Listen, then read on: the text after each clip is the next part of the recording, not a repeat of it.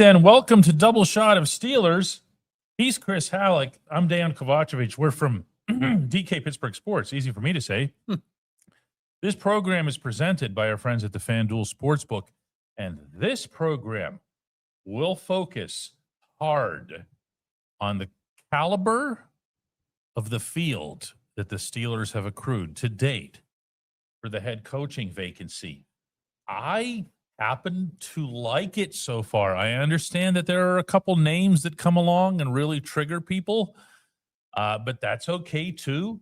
I like, first and foremost, Chris, that there are 9 names, that there was not some immediate snap of the finger conclusion. Oh, Mike's gone? Okay, we're going to go get this guy.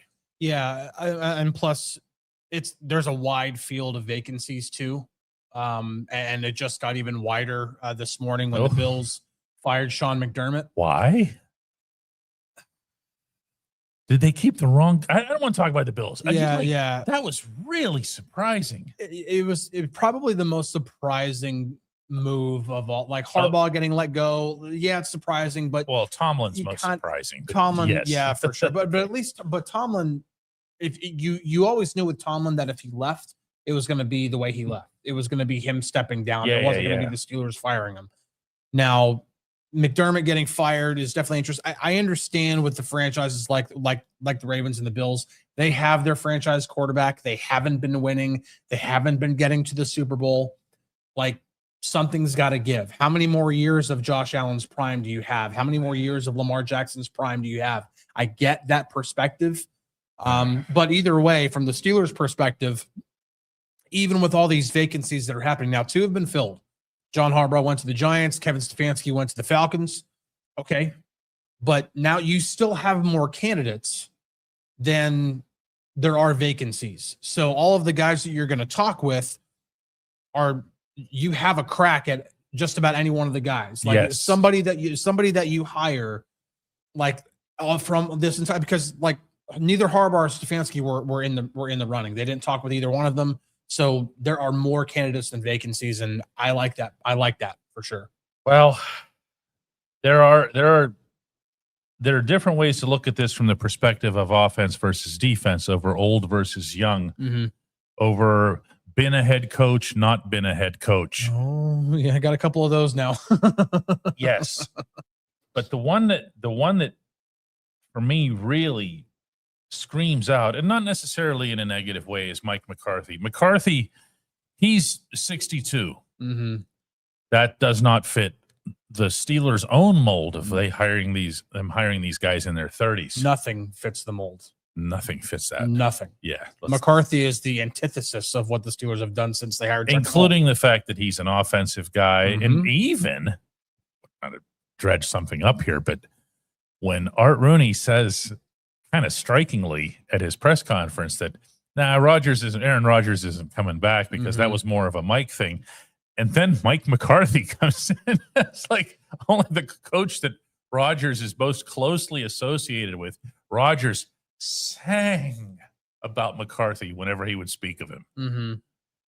So there's all kinds of different ways to look at this, but where McCarthy is concerned specifically, if you brought him in, especially after the years of being, how you describe victimized, I guess, by being coach of the Cowboys and having Jerry Jones wake up in your bed. I can't imagine in the middle of the night being a place good for any coach, really. But yeah, no. But is he viable? Are they trying to?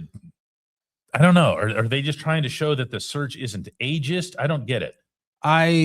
My initial, and I have yet to hear anything from the inside on this, but my initial gut reaction on this isn't that they're bringing him in because they're really, really interested. Like they think, okay, all these other candidates so far,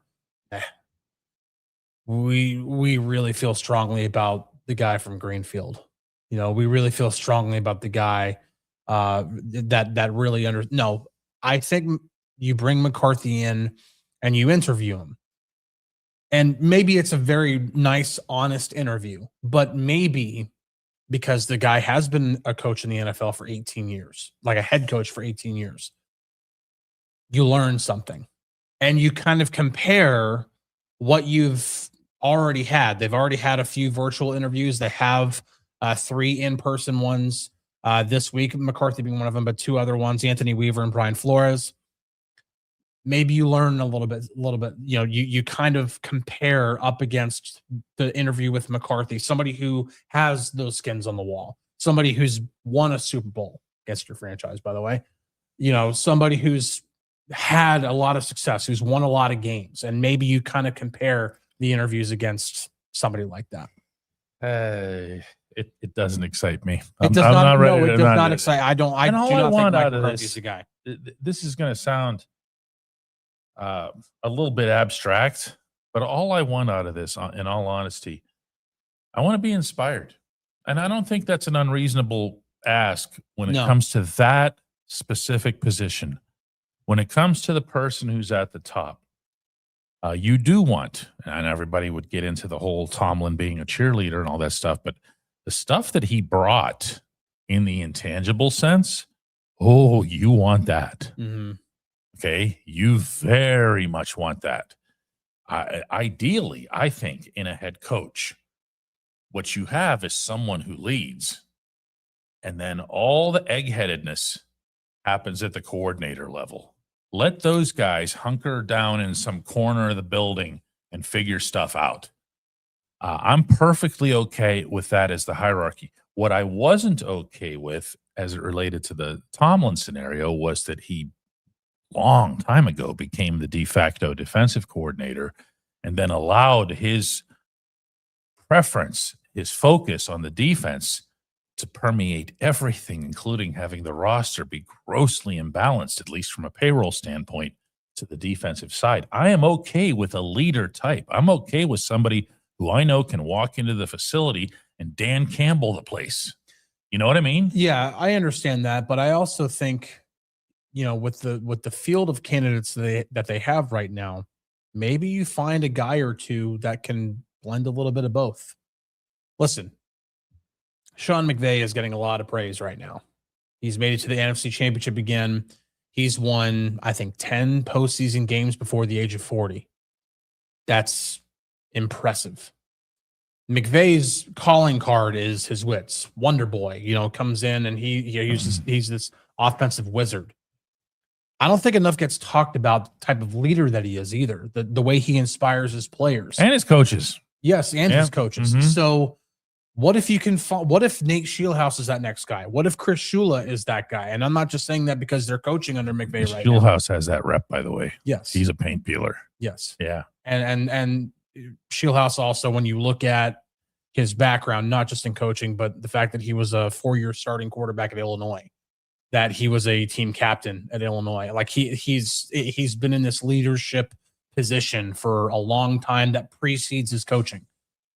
I think you possibly could find a little bit of both. And if you do hire from the offensive side, with the 3 right now are Scheelhaus, Clay Kubiak, and Mike McCarthy. But at least if you look at the 2 younger guys, offensive guys tend to be a little bit more involved, especially early on. Mm-hmm. They tend to be a little bit more involved in terms of whether it be they're straight up calling the plays or whatever. They have a big hand in the playbook, the call sheet, play calling, all that stuff. But I do think that when Rooney says what he says about needing to have that leader, that is important. You can't just have a guy who's all X's and O's. No, and I have a feeling that, again, I think a lot of what's going to be happening here for quite some time with anybody who follows or, for that matter, covers the Steelers is that we're going to stack everything against how it was for the previous X number of years. And that's obviously not going to be fair. You're going to want an offensive egghead head coach just because you think you need it to overcome the way things were the past few years. Does that make sense? No, I understand that. Yeah. And you really don't. You just need the right head coach to distribute things the right way to the right people. And then from there, get your message out wherever it is that it needs to go. Michael Bobrick says, stop kicking the can down the road. Get the head coach and staff. Mike's patience is up, you guys. That's what this is. Wait for the Rams is the operative terminology here. Am I wrong? No, wait for the Rams. Explain, please, what that means. So you can have a virtual interview with a coach that is still coaching in the playoffs right now. The Steelers have had virtual interviews with both Nate Schillhouse and Cruz Shula.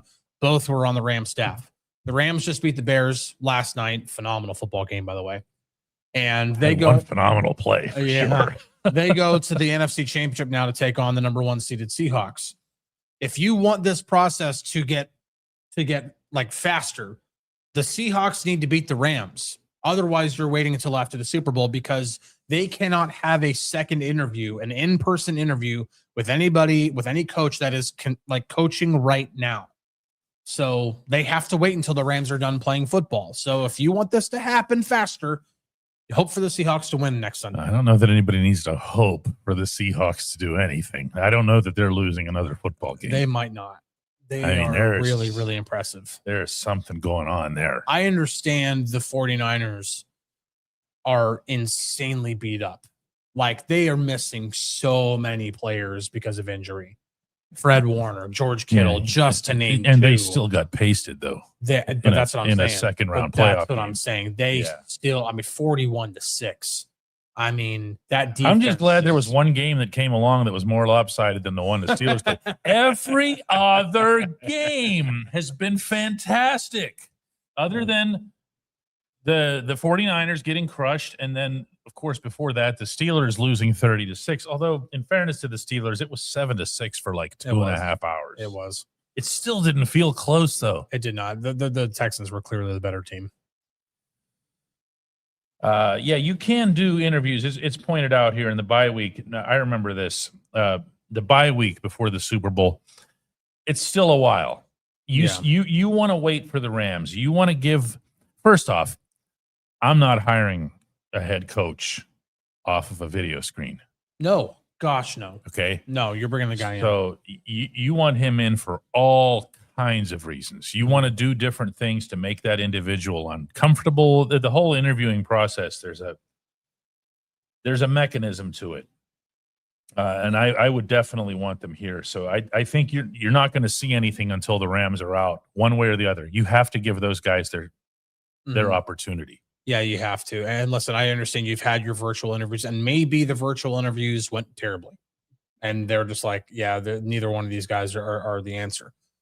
But if anything intrigued you at all from those virtual interviews, you have got to wait until you can interview them again and bring them actually to Pittsburgh, bring them inside the UPMC Rooney Sports Complex. I'm going to say this just for fun, but if you're wondering what we're talking about here and the difference between virtual and real and whatever else here, and I understand in COVID, everything was done virtually for about, was that a year and a half or so? Mm-hmm.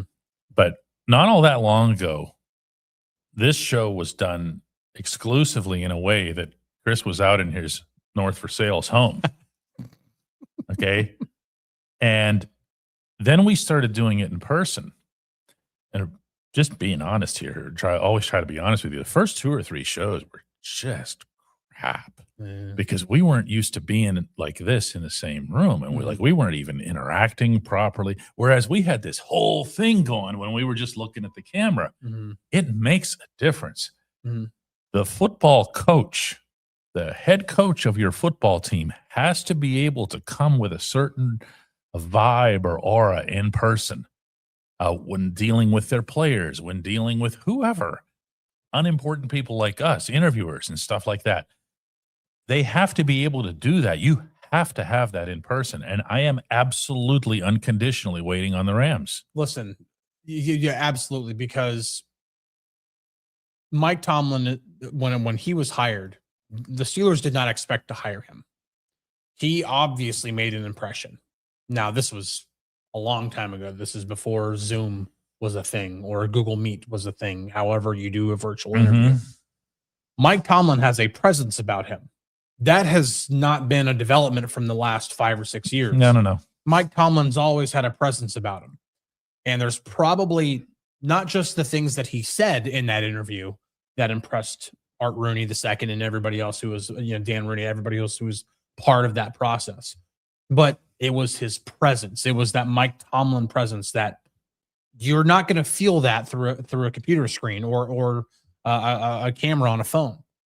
You have to bring in Chris Shula. You have to bring in Nate Shieldhouse. You have to bring in these guys to be like, okay, what's the actual feeling when this person is in the same room as me? And yeah, what they're doing right now on both sides of the ball. Obviously, McVay's, he's the head honcho on the offensive side, but it's not like Shieldhouse hasn't had a say or played a role in what they do on the offense. What if they came into the office and they like smelled bad?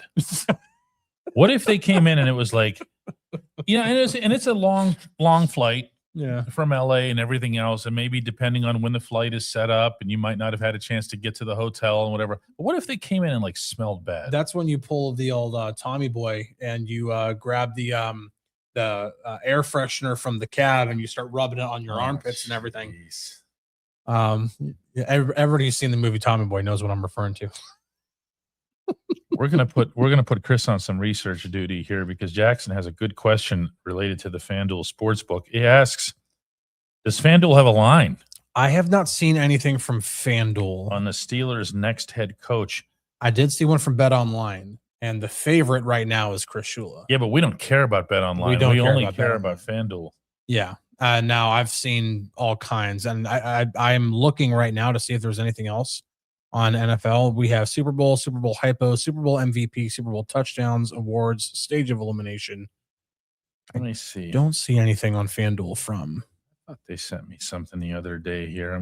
But we do have games that I'm really, really interested in because the Broncos won and they're the number 1 seed, but they're now without their starting quarterback because Bo Nix broke his ankle. and Jarrett Stidham is going to be the. Mm-hmm.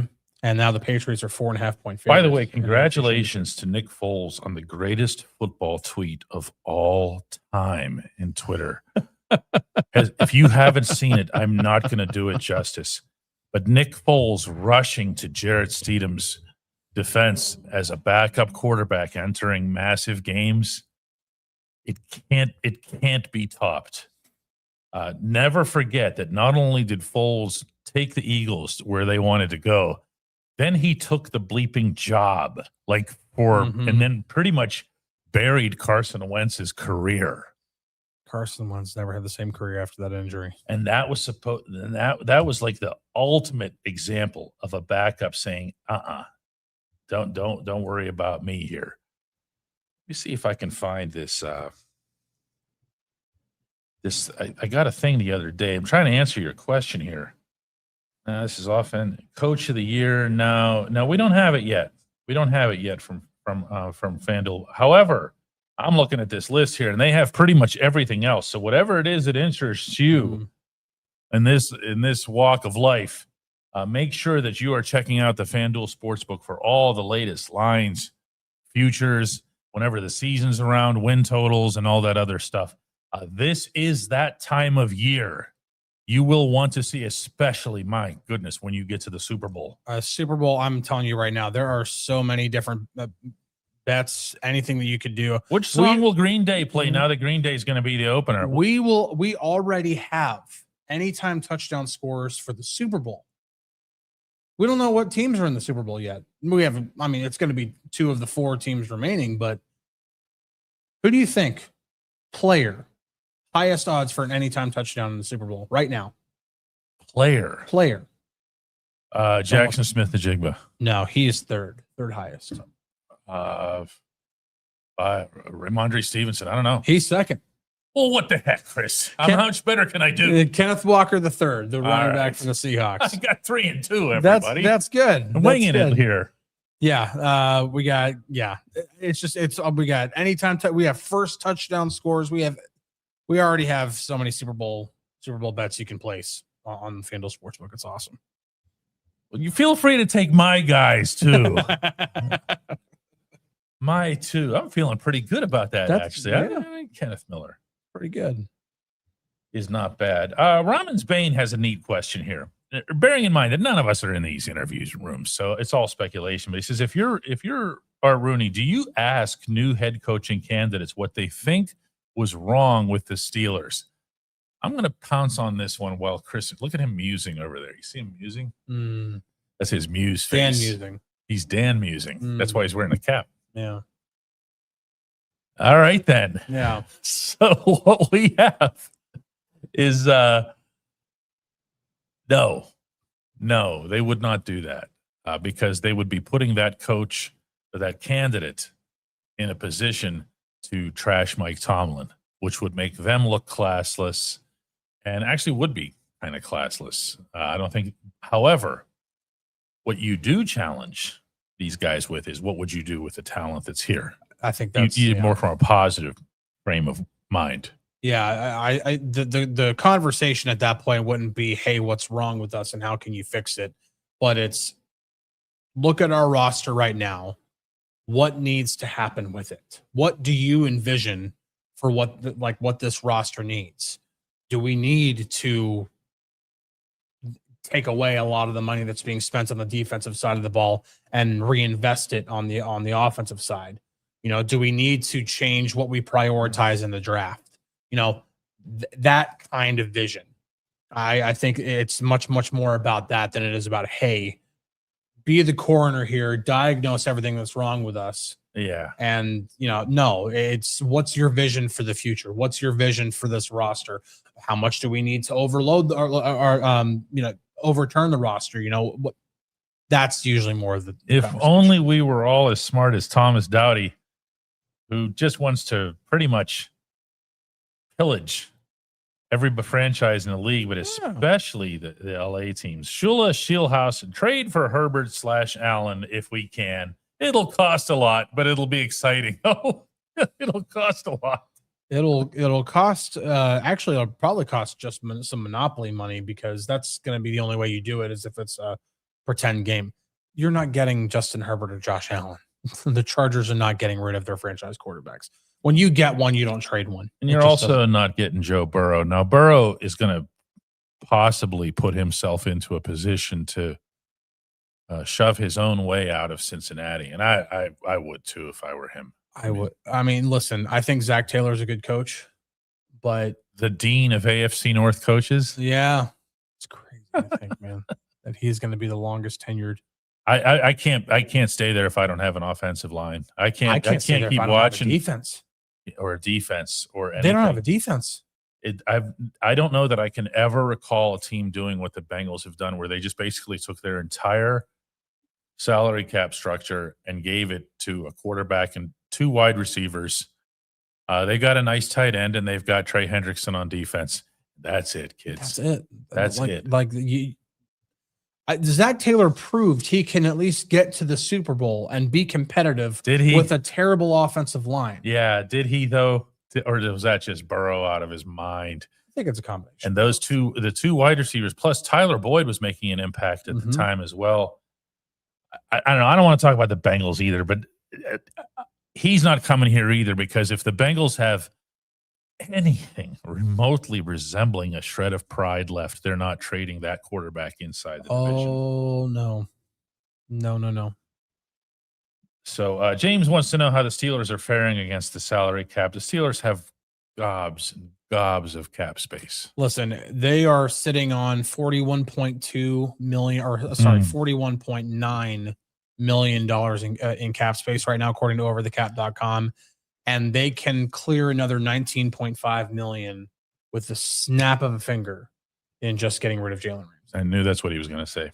I mean, why I was waiting on there's no guarantee. You're not paying Ramsey. You're not paying Ramsey that money. I'm sorry. Yeah. New coach is going to come in and watch that film and go, "What are we doing here?" He was out of position the whole season. Not his fault. No. He was a team guy for doing that. Yeah, but that doesn't mean that that everything was okie doke. I think Ramsey can still be a good player in this league. I do. I think if you put him in a Jalen Petrie role, like what he has with the Texans as a slot corner, and that's just what he does, I think Jalen Ramsey is still a very good football player. But you can't pay that player almost $20 million or have that player earn nearly $20 million of your cap. You just can't. It's too much. A Snowman says, is there a dark horse for head coach? It's a good question. When I look at the field so far, and I think of, And by the way, you're not going to surprise off of that list. The list is the list. Mhm. There's not going to be somebody that if that's what you're asking, Snowman, it's not illegal, but they're not going to want to hire somebody without interviewing them, and you have to put in interview requests to do Mhm. that. I would say that the one to rephrase your question there that would surprise me the most if he got the job would be Nate Scheelhaas. Reason number one, I don't care what the Steelers' history is from 20, 30, 40, 50 years ago. He's really young. Secondly, boy, is this unfair. He looks young. He's really. He looks like He does. He's getting carded everywhere he goes. You know that, right? Yeah. Okay. And on top of that, he hasn't been in a leadership position. Yeah. That's what I'm looking for here. Coordinator is a leader. Mm-hmm. It's not the same level of leadership as a head coach, but he's moving up from this thing to that thing to this thing. And now you're going to vault to. You're going to skip the coordinator. You're skipping any number of things when you become Pittsburgh's head coach. Mm-hmm. Because the questions that are going to hit this kid, and that's what he looks like when he gets to Pittsburgh for his interview, are going to be, have you ever heard of Chuck Knoll and Bill Cowher? We know you've heard of Mike Tomlin. Do you understand what position you just got here? You understand you're going to be here for like the next 20 years? You get that part? As long as you want. Yeah. Yeah. That's a massive, massive jump. It is a huge jump. And I would be, I'm not going to say, I'm riding the line on Scheelhaas because yes, it would be a deviation from offense or from defense to offense. That would be probably the most surprising thing to me. It's right around the age that both Tomlin and Cowher were hired. I think Tomlin was 34, if I'm not mistaken. He was 34, 35. He was. And so Scheelhaas is 35. So they're right around the same age. That, so that doesn't surprise me, or that. And Tomlin had 1 year as a defensive coordinator before he got the head coach job with the Steelers. I mean, now it's still 1 year. He was still a coordinator before he became the Steelers head coach, but it was just 1 year. Now, if I'm looking at a dark horse right now, based off of what's actually happening right now, as we said, this is subject to change in an hour if we find something else out. Yeah. Anthony Weaver, to me, is kind of this dark horse guy. Oh. And it's only because they've had a virtual interview with him and they're bringing him in for a second interview. Now, second interview doesn't mean that, okay, he's automatically on the short list. But it helps. It absolutely helps. If you don't get one, you're not on the short list. And so. Now Weaver has a long line of experience when it comes to coaching defensive lines, and he's been a coordinator in multiple. He was the Texans coordinator in 2020. He's the Dolphins defensive coordinator right now. But it's been a lot of defensive line coaches. He was also assistant head coach under John Harbaugh for 2 seasons too. So there is a little bit of leadership stuff there in his history, but I've not really thought of him as like this guy who has a real strong chance. But then when you go back and you look, John Harbaugh called him a great leader and an absolute star a couple of years ago at the Combine. So he's earned a lot of praise from a well-respected coach in this league. And he's getting a second interview. Now, I'm not saying that Anthony Weaver has all of a sudden become some sort of favorite to win the job, but I can't ignore what's actually happening. And the fact is that they're wanting to get a second look at him. Interview here asks, and I was purposely saving this one for a little bit deeper into the program here. He asks me what would be my thought process if they hired Brian Flores? I'm going to tell you a couple of things here. And you're going to, if he ends up getting hired, you're going to hear me repeat this for a while. The impression that he made upon me while he was in Pittsburgh was that he was really quiet, really respectful of Mike Tomlin's authority. He didn't want there to be any misunderstanding as to who the boss was and what his role was there. That included, by the way, making sure that there wasn't a perception that he was there to be the de facto defensive coordinator either, ahead of Terrell Austin, which only everybody here wanted him to be. Everybody. Now, what that tells me about Flores as a leader is that he has some very real, measurable degree of humility, that he could come in from that situation in Miami, including suing the NFL, including taking the stand that he did against the league, which, by the way, is an ongoing thing, that he could come in and say, what do you need, coach? I'm glad for the opportunity. I've got no wish to be blacklisted from this league. I want to be somebody who helps you because you helped me. And he did that. And I watched his interactions, Chris, with players. They were always within his own self. Yep. And within the role that he was given. Now, to his credit and to Tomlin's credit, because nobody had a chance to blacklist him, meaning because the Steelers made sure that he stayed visible and everything else here. And got another opportunity. Got another opportunity, has made the most of it in Minnesota, and now theoretically will have an opportunity to become a head coach again. What I would say to you to answer your question here is I'd want to start just completely clean. Like I would, as I did not cover Flores in Miami, obviously. I'd want to say, I don't know who you are as a head coach. Yeah. No, I understand what you're saying. And I think that's why I don't think it's an accident that of the 9 candidates, only 2 have head coach experience.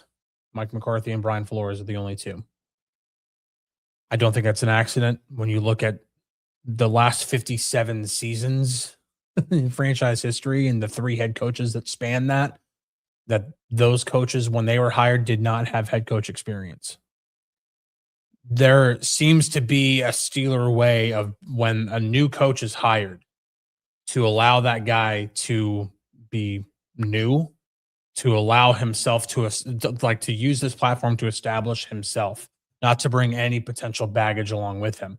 Whether that's good baggage or bad baggage, it's still baggage. It's still something that you're bringing. Yes, it is. And, there are certain exceptions that you would make. If all of a sudden, if the Packers didn't sign Matt LaFleur to a contract extension and they made a very stupid decision and fired him, I'd be all over Matt LaFleur like that'd be my slam dunk hire. I'm sorry, he's a phenomenal football coach and he's a great offensive mind. I'd bring him in a heartbeat. There are certain guys that you just like, thank you for making a really dumb decision. I'll capitalize on your mistake.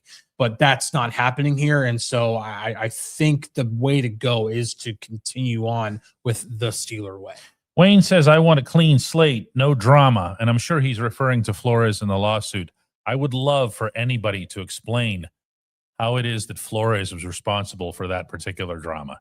If you don't know what actually happened in Miami, it's probably best to sit this one out. You understand that a head coach in the National Football League was told to tank, right? Yeah. You get that part.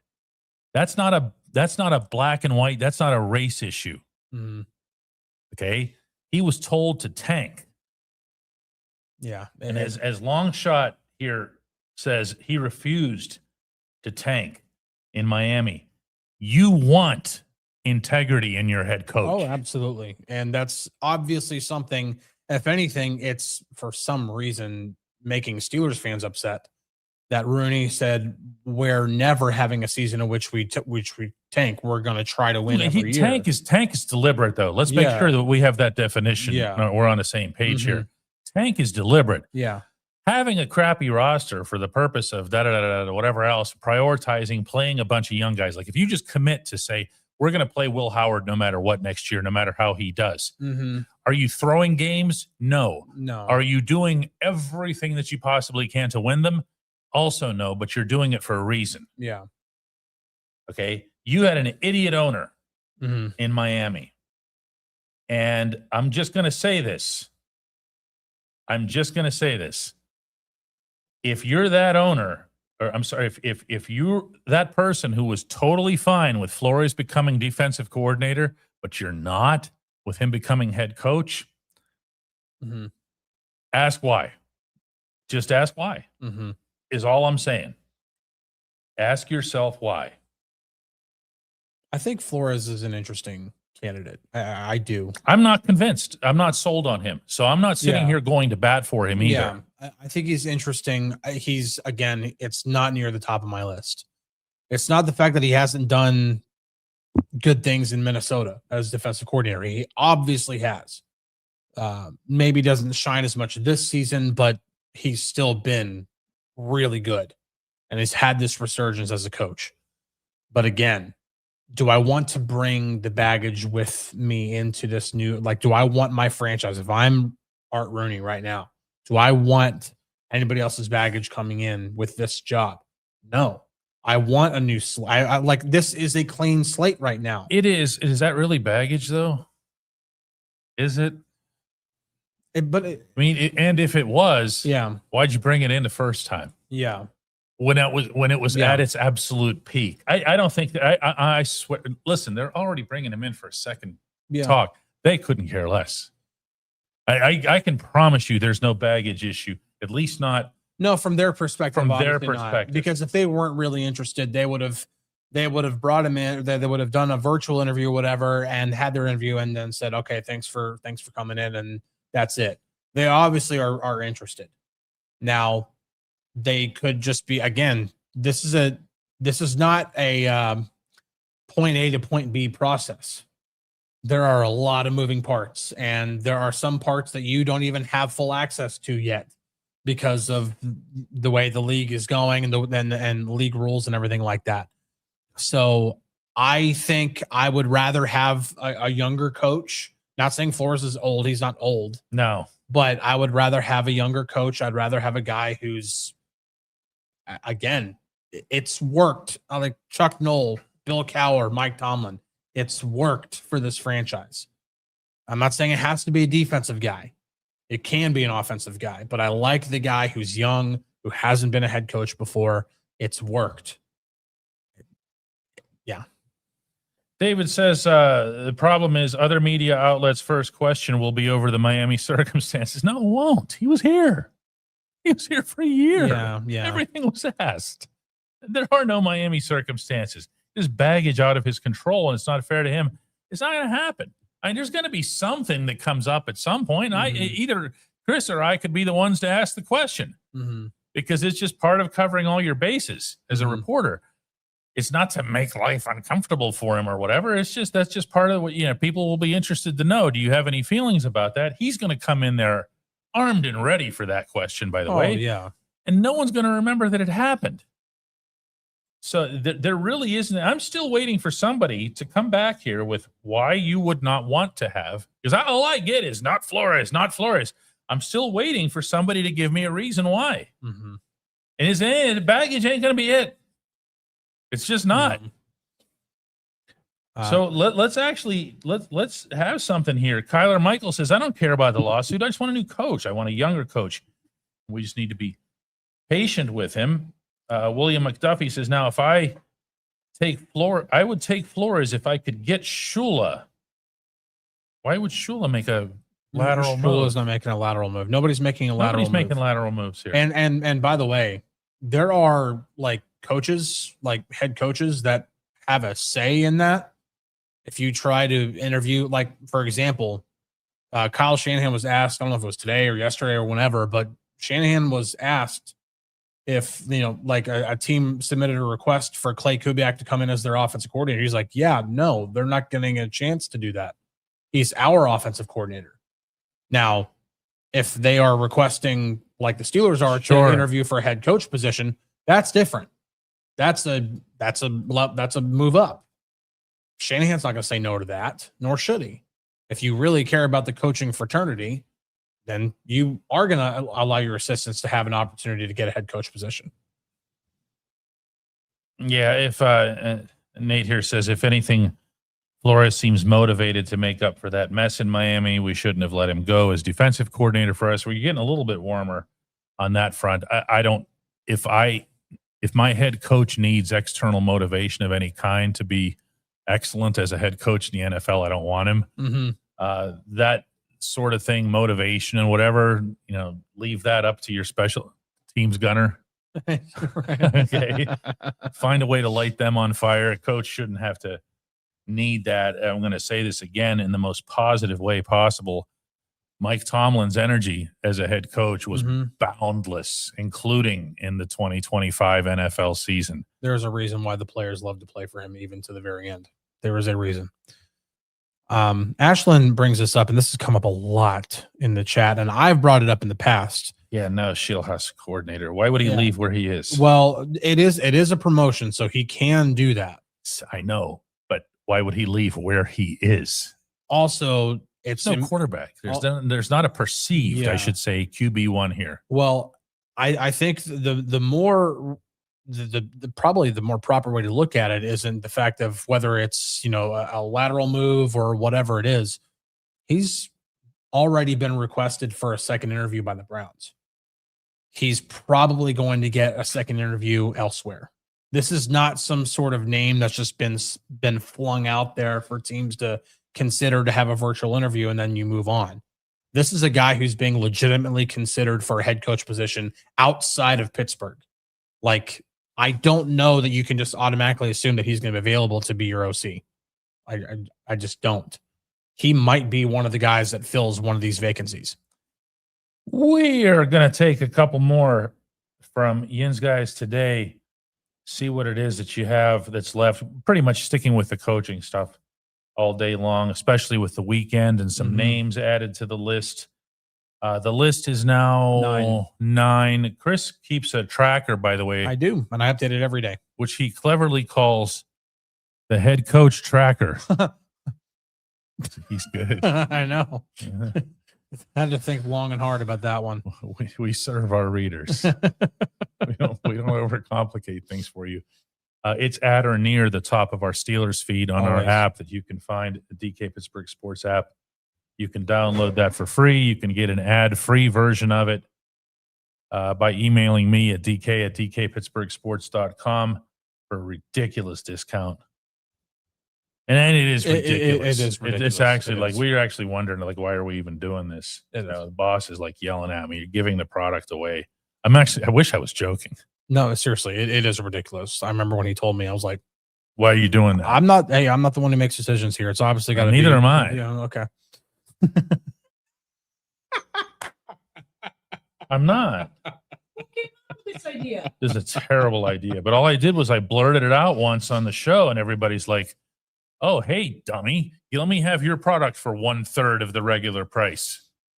By that point, the cat's out of the bag. I gave everybody my email address, and they keep coming. And we keep honoring them. Yeah. We're just so bad at business.